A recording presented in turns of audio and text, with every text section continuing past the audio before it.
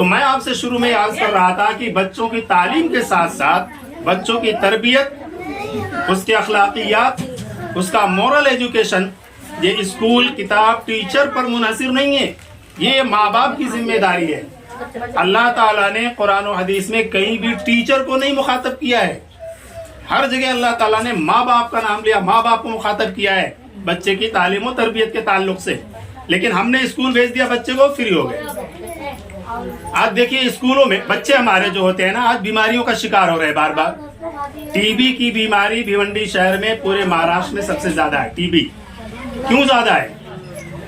और वो नौजवान बच्चे और बच्चियां सबसे ज्यादा इस बीमारी में फंसे हुए हैं। कॉलेज के जाने वाले बच्चे, 10वीं 12वीं और कॉलेज के बच्चे, जिन बच्चों से माँ बाप की ये उम्मीद थी कि अब ये बड़ा हुआ, जवान हुआ, कमाकर लाएगा, घर का सहारा बनेगा, या जो बेटी बड़ी थी, कॉलेज में पढ़ रही थी, फारिग हो रही थी, और आपकी ये खुशियां थी कि ये बच्चे अब मेरे किसी घर की जीनत बनेगी, उसकी शादी ब्याह करेंगे, हाथ पीले करेंगे, ऐसे वक्त में वो नौजवान बच्चा जब बीमारी का शिकार हो जाए, टीबी जैसी बीमारी उसको लग जाए, या वो बेटी जो किसी के घर की जीनत बनने वाली थी, अगर उसको ये बीमारी लग जाए, तो आप पर कितना अफसोस और हैरत होगी।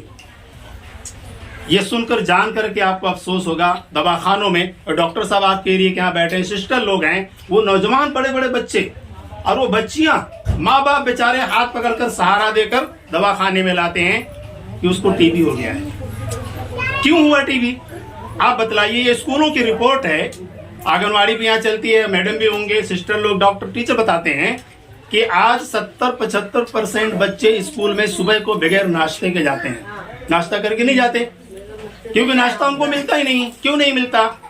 रात को 12 बजे 1 बजे तक हम सीरियल देखते हैं टीवी पर, फिर मोबाइल में लगे रहते हैं। सुबह हम उठ ही नहीं पाते नाश्ता बनाने के लिए। अगर नमाज पढ़ने की आदत होती, सुबह हम उठते, वुजू करते, नमाज पढ़ते, वक्त से पहले उठ जाते, तो नाश्ता भी बनाकर हम दे पाते अपने बच्चों को।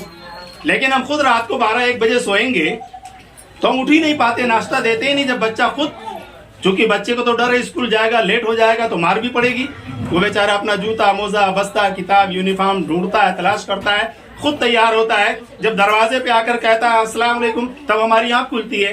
तो हम ये देखते हैं कि नाश्ता तो हमने कुछ दिया ही नहीं उसको, कि डब्बे में पैसा रखा, बेटा ले जा, ओड़ा पाव खाना, नाश्ता कर लेना। अब बच्चा 10 की जगह पर 20 ले जा रहा है कि 50 ले जा रहा है, ये हमको पता भी नहीं है।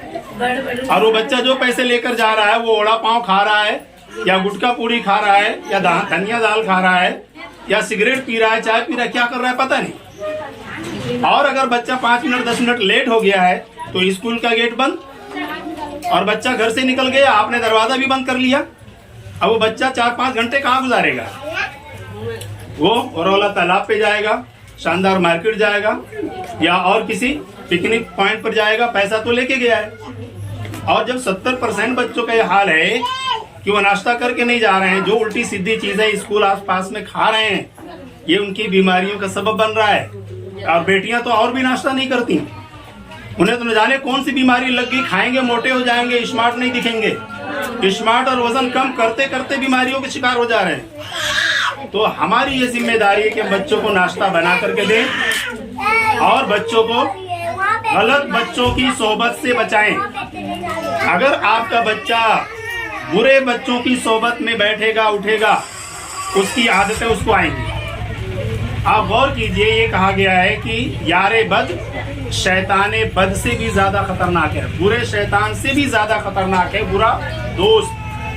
शैतान एक बार दिमाग में कोई बात डालेगा फिर दूसरे के पास चला जाएगा, लेकिन जो बुरा दोस्त होगा वो दिमाग में बुरी बात डालेगा भी, हाथ पकड़ के भी ले जाएगा, अपना वक्त भी देगा और कभी कभी पैसे भी खर्च कर देगा। तो बुरे बच्चों की सोहबत से अपने बच्चों को बचाएं। और ये कहा गया है यारे बद मारे बद से भी ज्यादा डेंजर, खतरनाक है। मार मतलब सांप, जहरीला सांप। बुरा दोस्त जो होता है वो जहरीले सांप से भी ज्यादा खतरनाक है।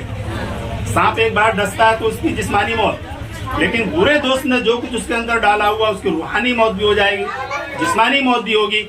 उसमें चोरी की आदतें आएंगी, नशाखोरी की आदतें आएंगी, छेड़छाड़ की आदत आएगी, माँ बाप का कहना नहीं मानेगा, अल्लाह उसके रसूल का हुक्म नहीं मानेगा, रोजे नमाज से दूर हो जाएगा और अपने हाथों अपनी सेहत को खराब कर लेगा।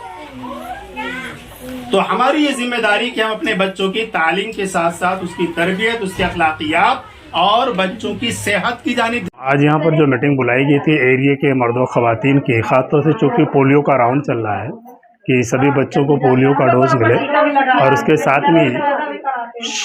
साथ में ही बच्चों को जो 11 बीमारियों से बचाने के लिए टीकाकरण किया जाता है, उन टीकों के बारे में भी इनको बताया गया।